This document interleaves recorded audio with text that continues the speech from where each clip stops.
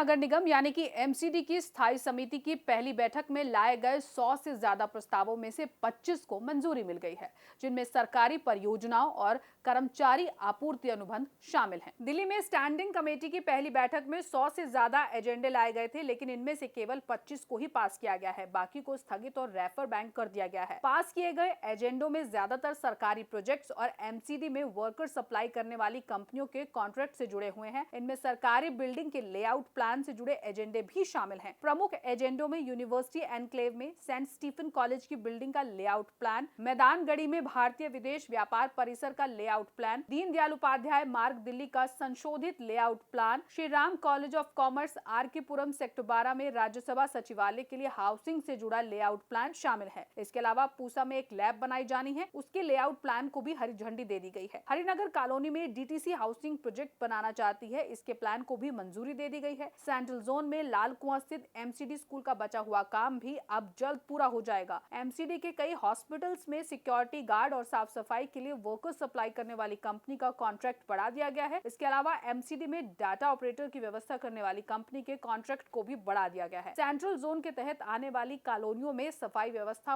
पूरी तरह से चरमराई हुई है। हर जगह कूड़े के ढेर लगे नजर आते हैं। हालात ये है कि जिस जोन में कभी 10 से 12 ऑटो टिप्पर लगे हुए थे, इस समय वहां मुश्किल से 3 से 4 ऑटो टिप्पर ही हैं। लेकिन हैरानी इस बात की है कि इससे संबंधित कोई भी एजेंडा लिस्ट में शामिल नहीं किया गया। एमसीडी के जानकारों का कहना है कि बीते 1-1.5 दशक में पहली बार इस तरह से मीडिया को रोका गया। बैठक के बाद चेयरमैन खुद बाहर आई और पहली मंजिल की गैलरी में पहुंचकर सभी मीडिया कर्मियों से माफी मांगी और इसका ठीकरा एमसीडी अधिकारियों पर फोड़ा। बीजेपी ही क्यों?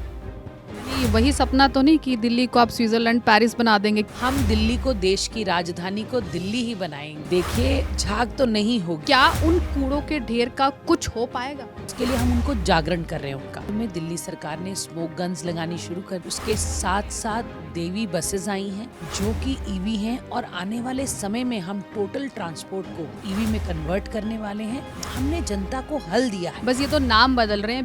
वो पहली एक पार्टी थी जिसने पार्लियामेंट के बाहर भी प्रदर्शन किया था। सरकार ने हर चीज का इंतजाम किया है। ट्रिपल इंजन की सरकार है तो दिल्ली कितनी स्पीड मांगे? ट्रिपल स्पीड मांगे विकास की या नहीं मांगे? देखिए, मैं हमेशा कहती हूँ ना कि सब लोग कहते हैं देश को बदलना चाहिए। देश के लिए समाज को बदलना पड़ता है। समाज के अंदर परिवार। देखिए रूबरू रविवार सुबह 9 बजे सिर्फ पीपल दिल्ली पर।